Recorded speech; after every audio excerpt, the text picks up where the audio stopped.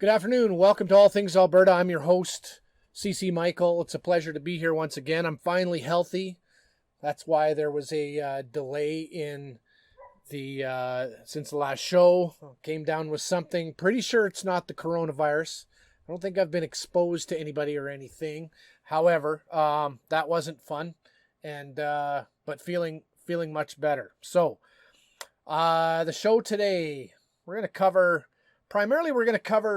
the Twitter poll that I did last week. It wrapped up 2 or 3 days ago. It was rather shocking, to be honest. It had to do with, should there be a provincial sales tax in Alberta? Once again, this is the second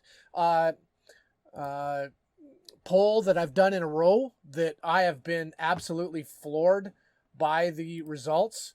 And so what I want to do is I want to go through that. I'll give the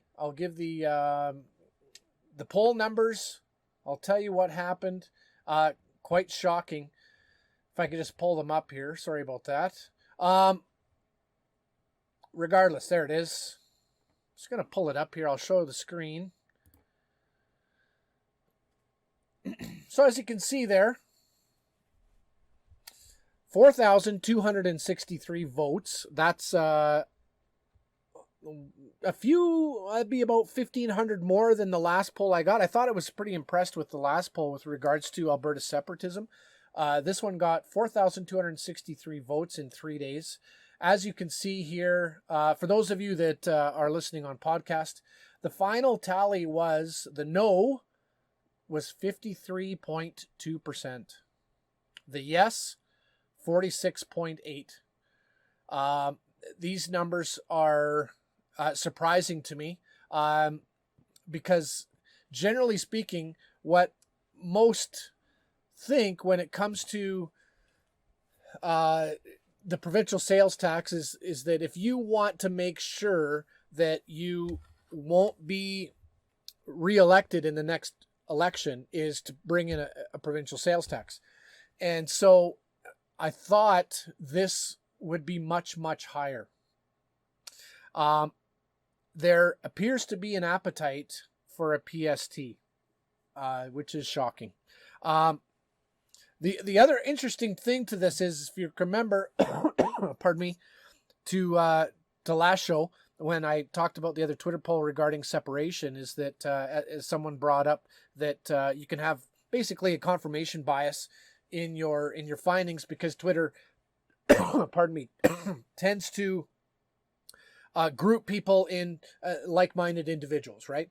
And so I'm a staunch no in this category, and yet almost half of 4,200 people voted yes. So in my mind, that's great news for the separation poll that I did. That there's probably less confirmation bias, less of an echo chamber than what you'd think. Okay, which is interesting.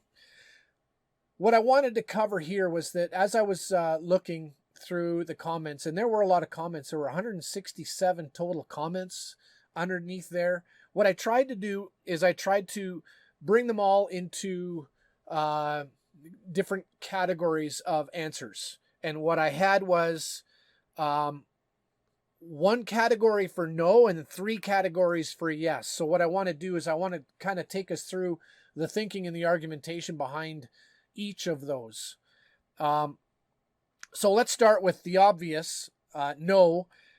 In fact, the overwhelming, not the overwhelming, everyone who said no, pretty much said hell no. And this is what I expected. I expected 80% of people to say hell no.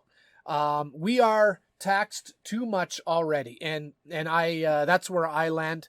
I am not a fan of bringing in more taxes. Every time I hear municipalities or provinces or the confederation say that they're going to increase taxes, it makes my eye twitch because, ladies and gentlemen, we pay a lot in taxes. We pay a ridiculous amount of taxes. How much do we pay? I don't know, but there was a couple of people in here that talked about when you do your taxes, and I haven't tried this. I might try it this time around. When you do your taxes online, switch your province from Alberta to Ontario and see how much more you pay in Alberta. Apparently, it's substantial, which also surprises me because when I think of Ontario, I think of grossly overtaxed, even worse than here. But maybe that's not the case. I know we are taxed lots here to the point where it's annoying. So I might try that. Anyone else want to try that or have tried it? Let me know. Drop me a line and tell me exactly how much of a difference it did make. I'd be interested in knowing that. I want to show you on the screen over here a couple of things. Taxes. So I was looking for, when I was making the argument about how much do we pay in taxes. We pay too much in taxes already. I found this from the Financial Post. Now, no doubt there's going to be those that will argue that the Financial Post is, well, get this. Some people have declared that the Canadian Taxpayers Federation is a special interest group that, pardon me, that are heavily right-leaning and should be ignored because they're biased as all get out. And maybe that's true, maybe not.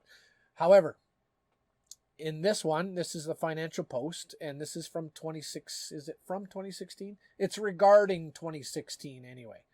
And the headline says it all. And you can go into, it was from August 24th, 2017. And you can go into the article, which explains exactly how this works. But essentially, it says here, for those listening on podcast, in 2016, the average Canadian family, including single Canadians, earned about $83,105 in income and paid $35,283 in total taxes. This works out, if you're paying attention and if you're a math person. If you're not a math person, let me help you. That means that the average Canadian in 2016 paid a total of 42.45% of their income. 42.45%. That is outrageous. Now, I remember getting into a discussion a while back with someone who, when I brought up the amount of taxes we pay, I used the 40% number. I knew it was 40, 41, somewhere in there. And this young lady was floored. Who pays that? No one pays that. She doesn't pay that. Her family doesn't pay that. What she doesn't realize is that we're not talking about income tax. We're talking about the total amount of taxes you pay. So that means every time you go to the grocery store, what do you pay? Every time you fill up your gas tank, you're paying tax. Every purchase you make has tax, and some have tax upon tax. It's insane, especially if you like to partake in, I don't know, maybe a beer or a gin, rye, scotch. Scotch is my thing. So what we'd call a sin tax, those that like to smoke tobacco, you're absolutely nailed with taxes. And so every purchase that we make, we are paying taxes. And lots of it's hidden tax, so we don't see it. But in the end, the amount of money that we pay to our government is absolutely shocking. It's disgusting. And frankly, I don't want to pay any more taxes. So when I hear provincial sales tax, my eye twitches, and I just want to scream, no thank you. Further, because of, and I'll get into this at the end of the show, I think, but with the problems of our current budget, Jason Kenney was asked a couple days ago, I believe, if now is the time to bring in a provincial sales tax. Thankfully, I think he said that's crazy. It's crazy that at a time when Albertans are out of work, oil prices are low, everything is wrong with the economy, that suddenly bringing in a tax to already overpaying taxed people, we're going to bring in another tax in order to prop up our spending, is crazy. And I agree. It's not the wise thing to do. It's not going to help It's not going to help anything outside of hurting Alberta families that are already hurting. What's another $5? What's another $10? There are lots of people that are already using food banks, that are already desperate to figure out how they're going to pay their mortgages, and on and on and on. We are in a lot of pain out here, and things just took a hefty turn for the worse. Now is not the time to bring in another tax.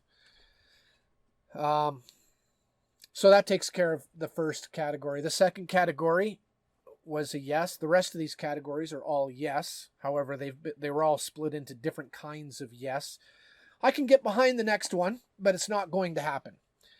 One of the responses was yes, provided there were tax reform and that income taxes were slashed. So basically bring in a provincial sales tax, but slash income tax, or just have overall tax reform in the province. I don't think this is a bad thing. I think it's needed, to be honest. But the problem is I don't see any governments stepping up. I don't see any governments touching that with a 10-foot pole. And so why would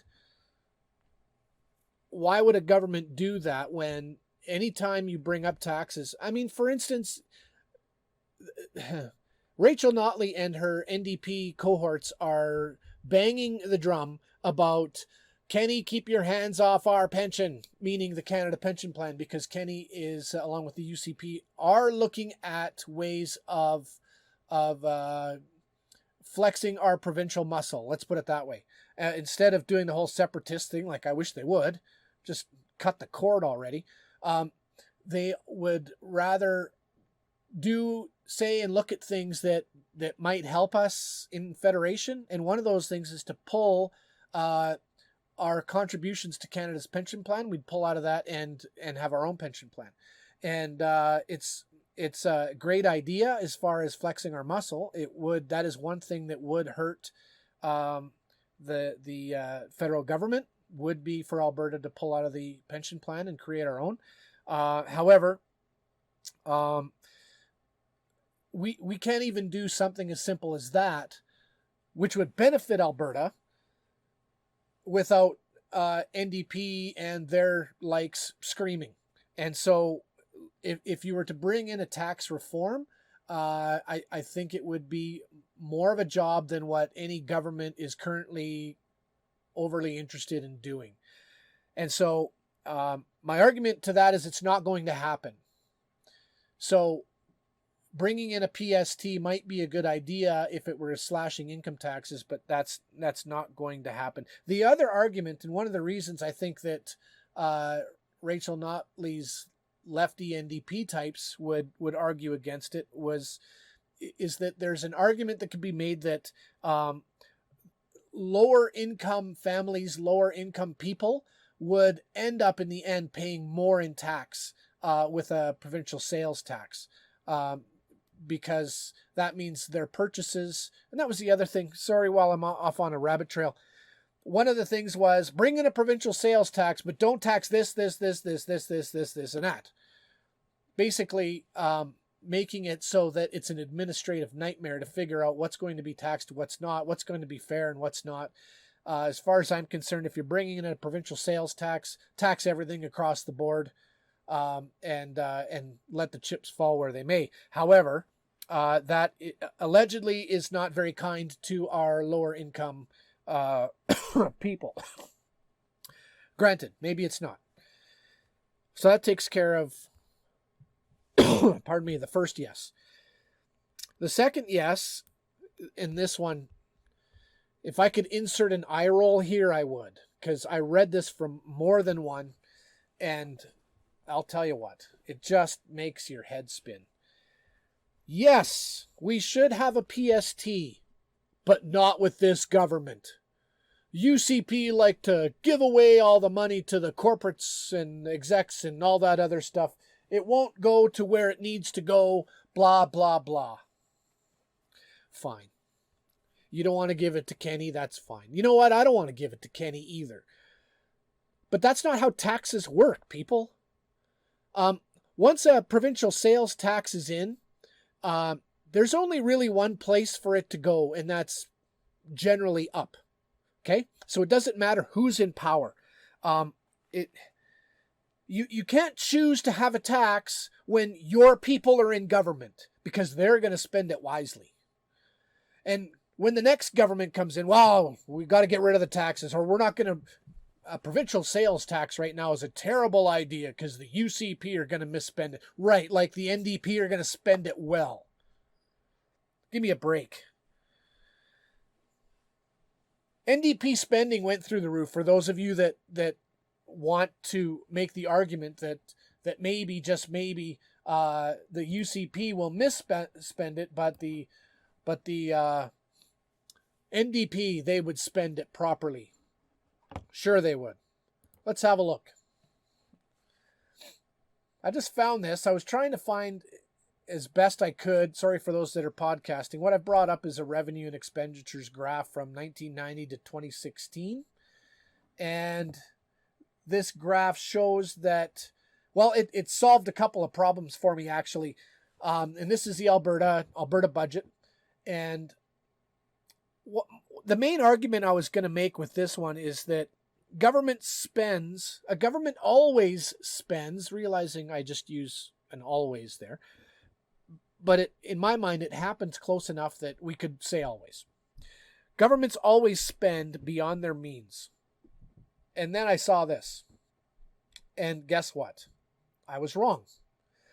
From the year 1999 to 2007, 2008, government revenues were higher than the expenditures. That's amazing. I had no idea. And then in 2008, 2009, we spent slightly more. Same with 09, 10, slightly more. 10, 11, spent slightly more. Looks like 11, 12, we were even. And then 2012, 2013, the expenditures starting to peak a little more, like it's not so close anymore. 13, 14, and 14, 15, it was back to our revenues were slightly ahead of our expenditures, which is great. But then 2015, 2016, and moving forward, our expenditures skyrocket. They vastly overshadow our revenues brought in. I just need someone to tell me who was in government from 2016 to 2020. Who was that? Oh yeah, the NDP. They spent like drunken sailors. And the unfortunate part is it hasn't stopped.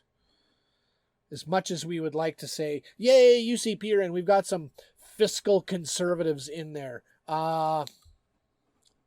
They so far haven't shown themselves to be all that fiscally conservative, which is slightly bothersome. I can show another graph here, but you get the point. Oh, there it is. I want to actually show this one.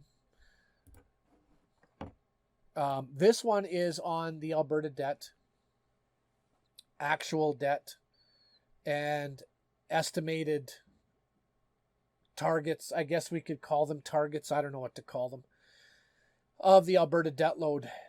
And these are in millions of dollars, which is kind of funny because when you look at the chart, it says on the y-axis millions of dollars, and then there's 40,000, 40K, 60K, 80K, 100K. So what that means is it's in billions. Just let me make it easy for you. In 2016, 2017, Alberta's debt was $33 billion. Its estimate by 23-24 is supposed to be $96 billion. The UCP have done nothing to alleviate that. UCP are still on board. Their budgets are still such that we are spending through the nose. And this is going to bite us. It's going to bite us hard. So the idea that we should bring in a tax when there are certain governments in, because those governments are going to spend wisely. I would argue that the NDP are the last ones that we want to entrust with government revenue. By the way, government revenue is kind of a funny thing. You know, governments don't actually bring in any money. In order for governments to have any money, they have to tax others to get it.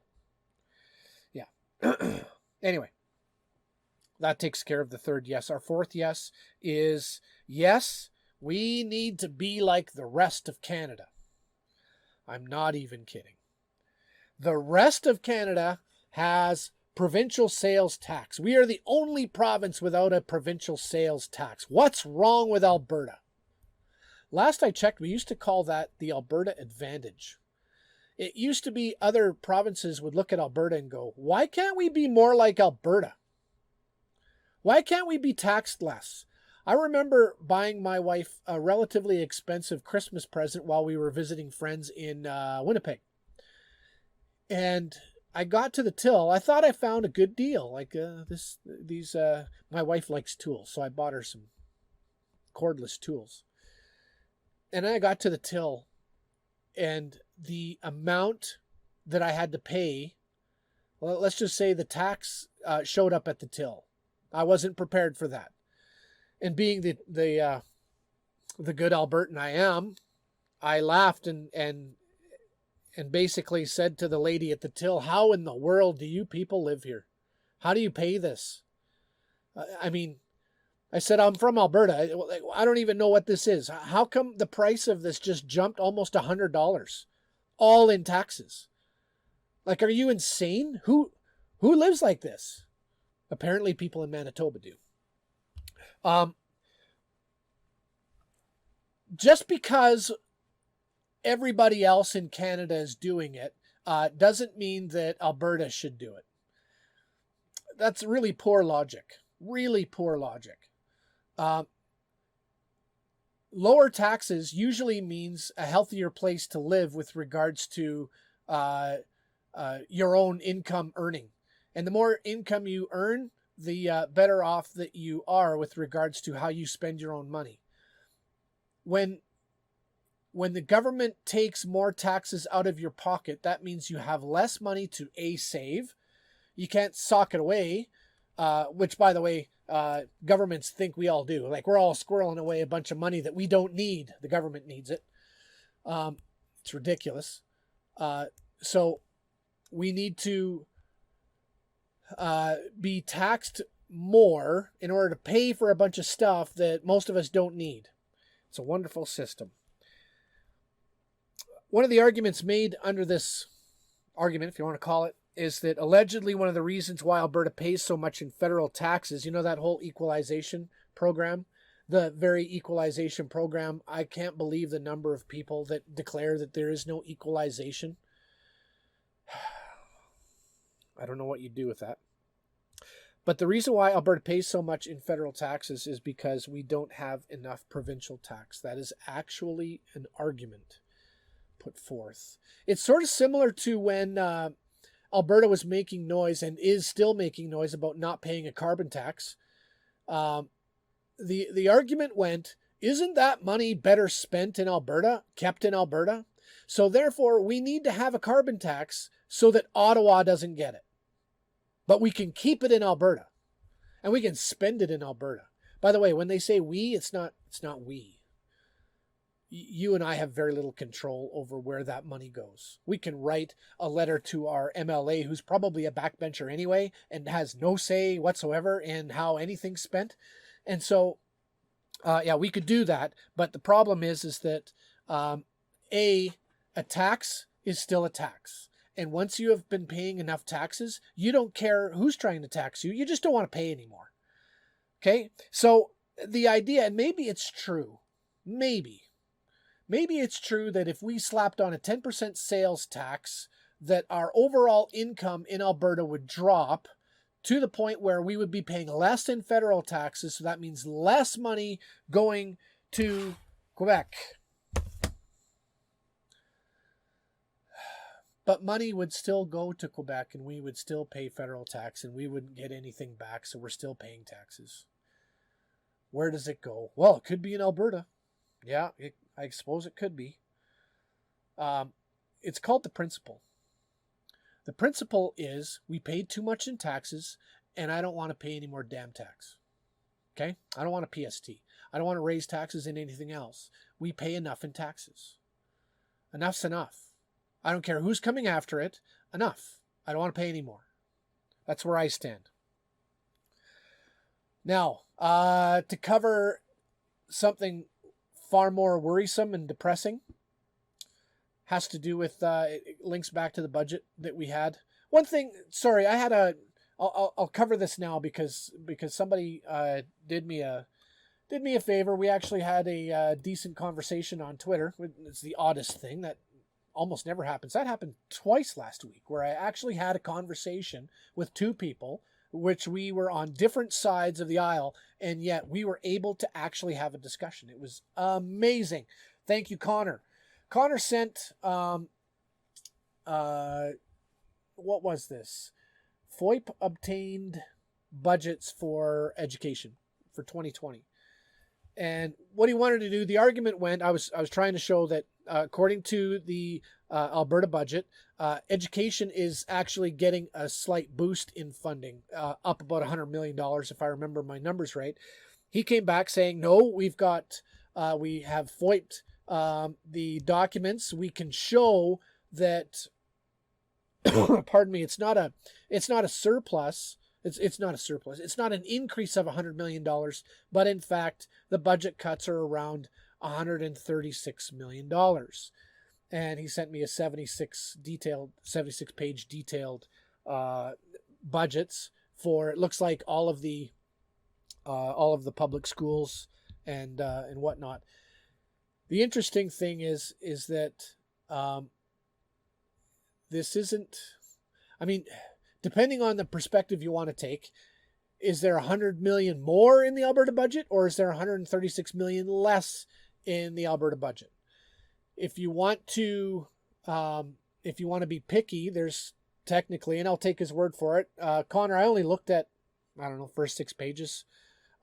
With all those numbers, it started giving me a headache, but I'm going to take your word for it. $136 million less. But the problem is where does the $136 million come from? It is true that $100 million was added to the base budget. Where the cuts come in have to do with grants. The problem with budgets is often, I don't want to say they hide money, but how it goes is that grants, so when times are good, there's a bunch of grants that can be given to certain areas, certain, what do you call them, files, and we're trying new things over here, and we're trying new things over there, and we need a little budget for it, and whatnot. The problem is those are year to year. Grants are not in your budget. Grants are a 1-year thing. Now, granted, lots of grants can be given year after year after year, as long as the money's there. But when the money's not there, the first thing that are cut are the grants. And so lots of grants have been cut to the point where there is $136 million less in the Alberta budget. But the actual budget, not including grants, actually increased $100 million. So it depends on how you want to split your hairs. That's the truth of it. Let's take that there is $136 million less in the Alberta budget for education. The question I have is, what percent is that? I'd have to look it up, but isn't the Alberta budget $8+ billion? $8+ billion, $8.5 billion. I'd have to look it up, but I think we're in the $8+ billions of dollars for education in the province, and we're cutting $136 million.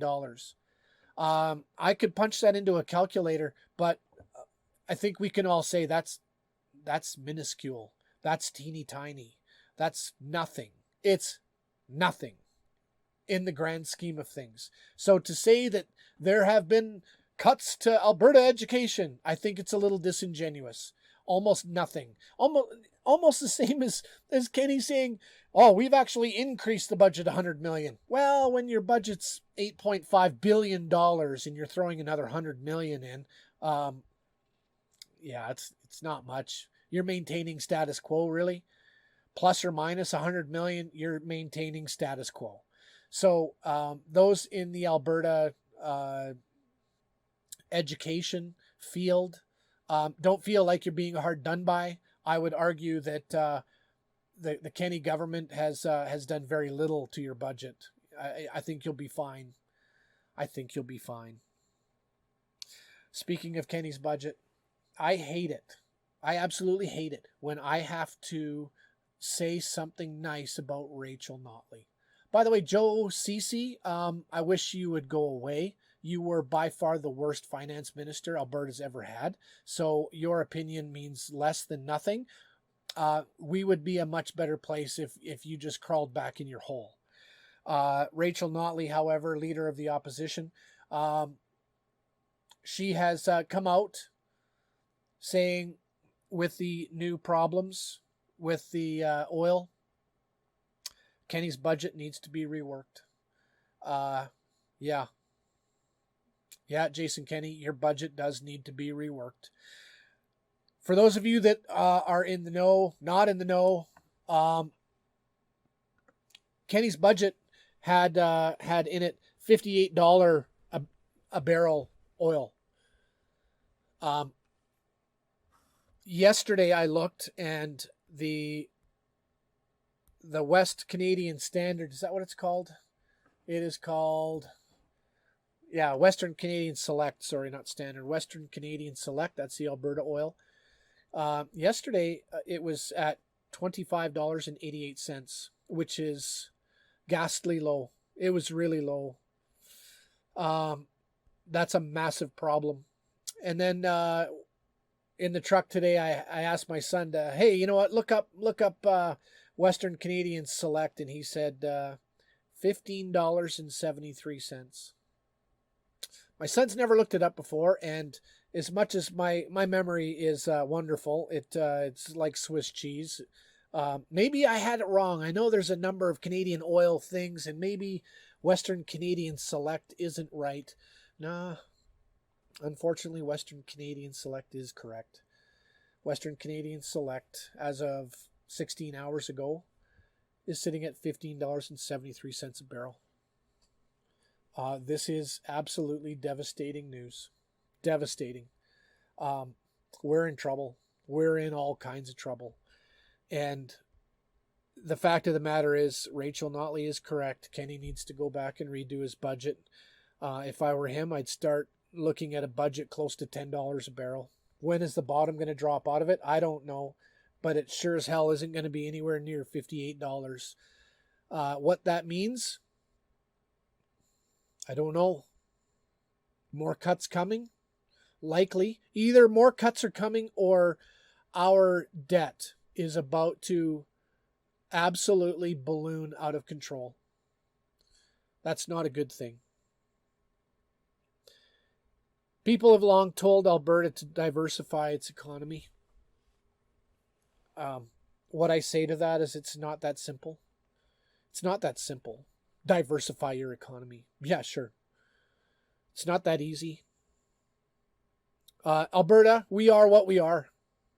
We are what we are. We have what we have as far as resources go. Even Trudeau, I don't know if he was lying through his teeth at the time, but even Trudeau has been caught on film. You can find it somewhere on the interwebs. You can find him saying, you don't leave $3 trillion worth of oil in the ground. You don't leave it there. The vast majority of that oil is in Alberta, and we can't leave it there. The question I have for those brilliant people that are trying to say things like diversify your economy, my question to you is, what are we supposed to do? It's not as easy as you think. It's not a flip of the switch. These are difficult things. We have trillions of dollars of oil sitting in the ground, and of course, when those resources was what was bringing Alberta and Canada its wealth, to simply snub us and say something stupid along the lines of diversify your economy is well, it's insulting for starters, but it's not as easy as just, oh, well, let's diversify our economy. To what shall we do? The number one thing seems to be, well, we're energy. Why don't we go to green energy? Why don't we throw money at green energy? If you can see, energy is still affected by world prices. Would we be any better off if all of our energy was solar? If all of our energy was wind? Ha ha ha. Wind doesn't work if you haven't figured that out yet. Neither does solar in Alberta. However, it's a frustrating sentiment. And to that I say this. How about this? How about Canada, especially Quebec, diversify your economy, diversify your income, and get off of riding Alberta's coattails.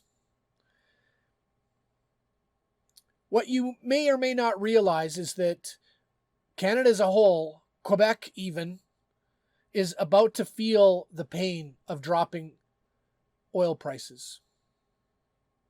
We're all in this together, if you haven't figured that out yet, until we can figure out a way to get out of this country. With that, next show, I'm hoping to either talk to the leader of the Alberta Independence Party, or I've got a couple of locals here that are way smarter than me. We want to talk about a variety of things. And so anyway, thanks for tuning in. We'll see you next time.